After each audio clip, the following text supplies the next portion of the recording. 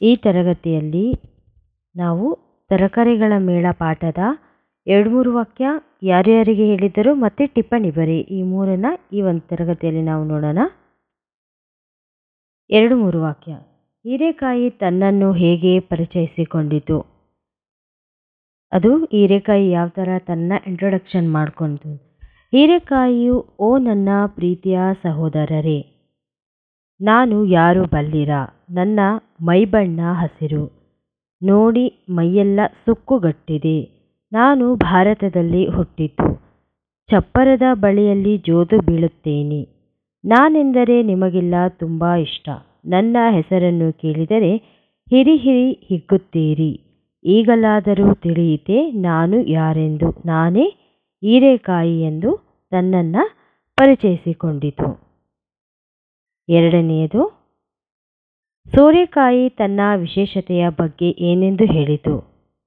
ಸೋರೆಕಾಯಿಯು ತನ್ನ ವಿಶೇಷತೆಯನ್ನು ಈ ರೀತಿಯಾಗಿ ಹೇಳಿತು. ನನ್ನದು ತವರು ಭಾರತ. ಹುಳಿ, ಕಡುಬು, ಪಲ್ಯ, ಉಪ್ಪಿನಕಾಯಿ, ದೋಸೆ, ಹಲ್ವಾ ಮುಂತಾದ ಅಡುಗೆಯಲ್ಲಿ ಬಳಸುತ್ತಾರೆ. ಹಲವು ಪೋಷಕಾಂಶಗಳ ಕಣಜವೇ ಆಗಿದೆ. ನಾನು ಬಲಿತ ಮೇಲೆ ನನ್ನ ಹೊಟ್ಟೆಯೊಳಗಿನ ಬೀಜಗಳನ್ನು ಹೊರತೆಗೆದು ಬುರುಡೆ ಆಕಾರದ ಹೊರ ಕವಚವನ್ನು ಒಣಗಿಸಿ ತಂಬೂರಿ ಮಾಡಿ ಗೀಗಿ ಪದಗಳನ್ನು ಆಡುತ್ತಾರೆ. ಸಂಗೀತಕ್ಕೆ ನನ್ನ ಕೊಡುಗೆ ಅಪಾರ ಎಂದು ಸೋರೆಕಾಯಿ ತನ್ನನ್ನು ಪರಿಚಯ ಮಾಡಿಕೊಂಡಿತು. ನುಗ್ಗೆ ಸೊಪ್ಪಿನ ಪ್ರಯೋಜನಗಳೇನು?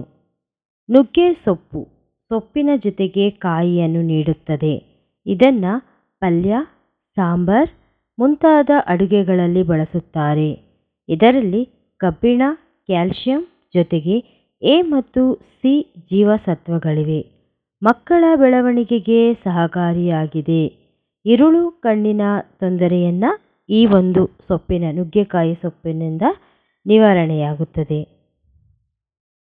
4ನೇದು, ಕೊತ್ತಂಬರಿ ಸೊಪ್ಪನ್ನು ಯಾವ ಯಾವ ಅಡುಗೆಗಳಿಗೆ ಬಳಸುತ್ತಾರೆ? ಕೊತ್ತಂಬರಿ ಸೊಪ್ಪನ್ನು ವಡೆ, ಉಪ್ಪಿಟ್ಟು, ಚಿತ್ರಾನ್ನ, ಬಾತು, ಸಾಂಬಾರು, ಪಲ್ಯ, ಮಜ್ಜಿಗೆ ಮುಂತಾದ ಅಡುಗೆಗಳಲ್ಲಿ ಬಳಸುತ್ತಾರೆ. ತರಕಾರಿಗಳ ಮೇಳದಿಂದ ಜನರಿಗಾದ ಪ್ರಯೋಜನಗಳೇನು? ತರಕಾರಿಗಳ ಮೇಳದಿಂದ ಜನರು ಆರೋಗ್ಯವೇ ಭಾಗ್ಯ ಎಂದು ತಿಳಿದರು. ಹೆಚ್ಚು ಹೆಚ್ಚು ತರಕಾರಿಗಳನ್ನು ಕೊಂಡು ಮನೆಗೆ ತೆರಳಿದರು. ತರತರಹದ ಅಡುಗೆಗಳನ್ನು ಮಾಡಿ ಉಂಡರು. ಆರೋಗ್ಯವಂತರಾಗಿ ಬಾಳಿದರು. ವ್ಯಕ್ತಿಯ ಆರೋಗ್ಯದಲ್ಲಿ ದೇಶದ ಆರೋಗ್ಯವಿದೆ ಎಂಬುದನ್ನು ಸಾರಿದರು. ಯಾರಿಗೆ ಹೇಳಿದರು?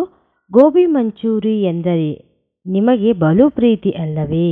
ಈ ಮೇಲಿನ ಮಾತನ್ನು ಹೂಕೋಸು ಅಲ್ಲಿ ನೆರೆದ ಬಂಧುಗಳಿಗೆ ಹೇಳಿತು. ಏಕೆ ನನ್ನನ್ನು ನೋಡುತ್ತಿದ್ದಂತೆ ಕಣ್ಣು ಮುಚ್ಚುತ್ತಿದ್ದೀರಾ? ಈ ಮೇಲಿನ ಮಾತನ್ನು ಈರುಳ್ಳಿ ನೆರೆದವರಿಗೆ ಹೇಳಿತು. ನಾನು ಮರದ ಮೇಲೆ ಇರುವವಳು. ಈ ಮಾತನ್ನು ನುಗ್ಗೆಕಾಯಿ ನೆರೆದವರಿಗೆ ಹೇಳಿತು. ಸಂಗೀತಕ್ಕೆ ನನ್ನ ಕೊಡುಗೆ ಅಪಾರ.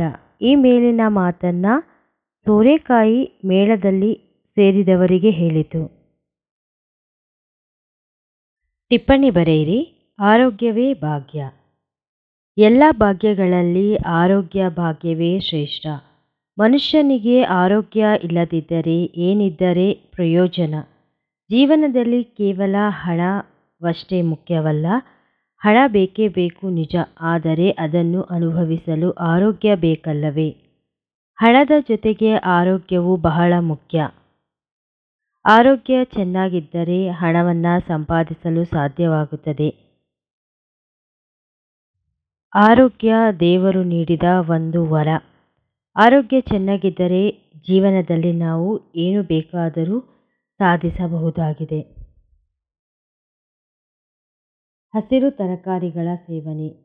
ನಮ್ಮ ಆರೋಗ್ಯವನ್ನು ಕಾಪಾಡಿಕೊಳ್ಳಲು ಹಸಿರು ತರಕಾರಿಗಳ ಸೇವನೆ ತುಂಬ ಮುಖ್ಯವಾಗಿದೆ.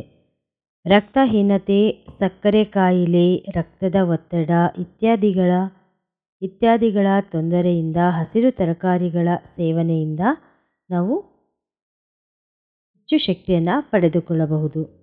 ಹಸಿರು ಹಸಿರು ತರಕಾರಿಗಳಲ್ಲಿನ ನಾರಿನ ಅಂಶ ಇರುವುದರಿಂದ ನಮ್ಮ ಆರೋಗ್ಯಕ್ಕೆ ಒಳ್ಳೆಯದು. ನಾವು ಆರೋಗ್ಯವಂತರಾಗಿ ಬಾಳಲು ನಮಗೆ ಈ ತರಕಾರಿಗಳ ಅಗತ್ಯವಾಗಿದೆ. ವ್ಯಕ್ತಿ ಆರೋಗ್ಯದಲ್ಲಿ ದೇಶದ ಆರೋಗ್ಯವಿದೆ ಎಂಬ ಮಾತು ನಿಜವಾಗಿದೆ.